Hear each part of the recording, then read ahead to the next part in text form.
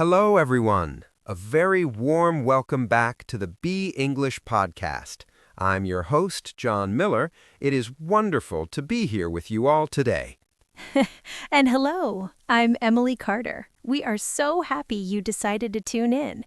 Whether you are listening on your morning walk, in the car, or maybe while doing some chores, we are glad to have you here. Exactly, Emily. You know, the goal of the Be English podcast is simple. We want to help you learn English in a way that feels easy, encouraging, and natural. No stress, just good conversation. That's right. We believe that listening to real conversations is the best way to improve your listening skills and learn new vocabulary. So, John, what interesting topic do we have for our listeners today? Well, Emily, today we are talking about something that everyone struggles with from time to time, even me. Today we are discussing how to be more disciplined. Oh, wow. Discipline. That is a big topic, John. To be honest, I struggle with that sometimes. I make a plan, but sticking to it is the hard part. You are not alone, Emily. I think everyone feels that way. But don't worry, we are going to share some simple tips to help build discipline. These tips are great for life, and they're perfect for learning English, too. That sounds perfect. I am ready to take notes. Oh, before we start, if you enjoy our podcast, please remember to hit the subscribe button. It really helps us grow our community. Yes, please do. All right, Emily, are you ready to get started? I was born ready, John. Let's dive in. So, let's talk about the first step to becoming more disciplined. I think the biggest mistake people make is trying to do too much too quickly. Can you give me an example? What do you mean by too much? Sure.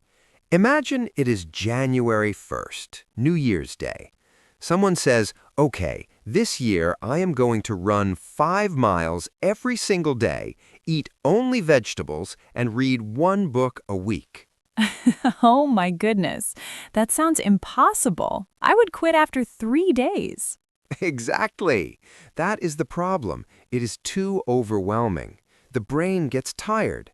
So the first secret to discipline is to start small, very small. Start small. I like the sound of that. So instead of running 5 miles, maybe just walk for 10 minutes? Yes, precisely.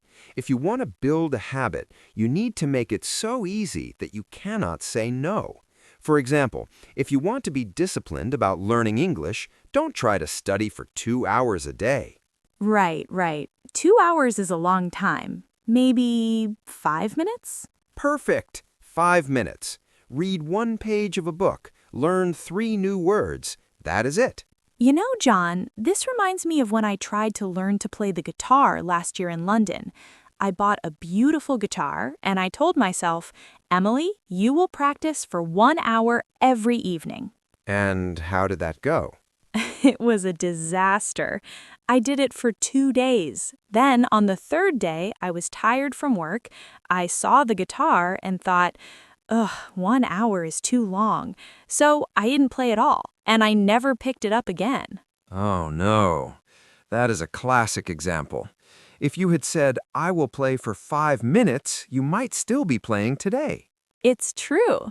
It feels silly to just do 5 minutes, but consistency is key, right? Exactly. Consistency is more important than intensity. It is better to do a little bit every day than a lot once a month. That makes a lot of sense. Okay, so start small. That's the first point. But John, what about distractions? I feel like I can start small, but then my phone buzzes. Ah, yes, the phone, the enemy of discipline. That leads us perfectly into the next important point. You have to design your environment to help you. Design my environment? What does that mean? Do I need to redecorate my apartment? No, you don't need to buy new furniture.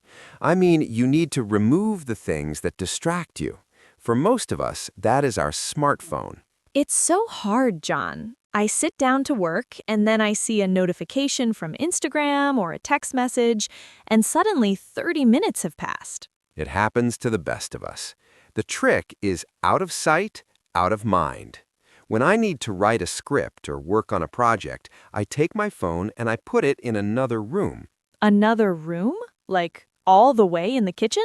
Yes, if it is on my desk, I will touch it. It's automatic. But if it's in the kitchen, I'm too lazy to get up and get it. That is actually very smart. You're using your laziness to help your discipline. Exactly. Make the bad habits hard to do and the good habits easy to do. So, if I want to read more books, I should put a book on my pillow in the morning? Yes, that is a great idea. When you go to bed at night, the book is right there waiting for you. You don't have to look for it. I love that. It's all about preparation. You know, I started doing something similar with my gym clothes. Oh, really? Tell me about it. Well, I want to go for a run in the morning, but usually when I wake up, I'm cold and sleepy. I just want to stay in my warm bed. I know that feeling very well. So now I put my running shoes and my clothes right next to my bed the night before. It's the first thing I see. It makes it much easier to just put them on and go. That is brilliant, Emily. You're removing the friction. You don't have to think, you just act. Yes, less thinking, more doing. But John, I have a question. Go ahead. What happens when we fail? Because let's be honest, nobody is perfect. Sometimes, even if I start small and hide my phone, I still have a bad day. I eat the chocolate cake or I skip my English lesson. Then I feel terrible. That is a very important question, Emily. And it brings us to our final point. You must be kind to yourself. Kind to myself? But isn't discipline about being strict, like a drill sergeant? Do this, do that. Not really. If you're too mean to yourself when you fail, you will want to quit. Guilt is not a good fuel for long-term discipline. I see. So if I miss a day of exercise, I shouldn't say, Emily, you're lazy, you failed. No, definitely not. You should say, okay, I missed today. That's life. I will get back on track tomorrow. I like that mindset. It feels much lighter. There's a rule I like to use. It's called the 2-day rule. The 2-day rule. What is that? It's simple. It's okay to miss one day. Maybe you're sick or busy or just tired, but never miss 2 days in a row. I like that. So if I don't study English on Monday, I must make sure I study on Tuesday. Exactly. Missing one day is a slip-up. Missing 2 days is the start of a new bad habit. That's very powerful. It takes the pressure off. You don't have to be perfect, you just have to be persistent. Precisely. Discipline is not about being a robot. It's about trying again even after you fall down. You know, John, this reminds me of learning a language. How so? Well, so many learners feel bad when they make a grammar mistake. They think, my English is bad. But really, making mistakes is just part of the process. That is such a good point, Emily. You cannot learn without making mistakes. If you're disciplined, you just keep speaking, keep listening, and keep trying, no matter how many mistakes you make. I feel much more motivated now, John. I think I'm going to go home and set out my running shoes for tomorrow morning. That's the spirit, and I'll make sure to put my phone in the kitchen when I get home to finish my work. Deal. Well, we have covered some really great points today. I hope our listeners found this helpful. Me too.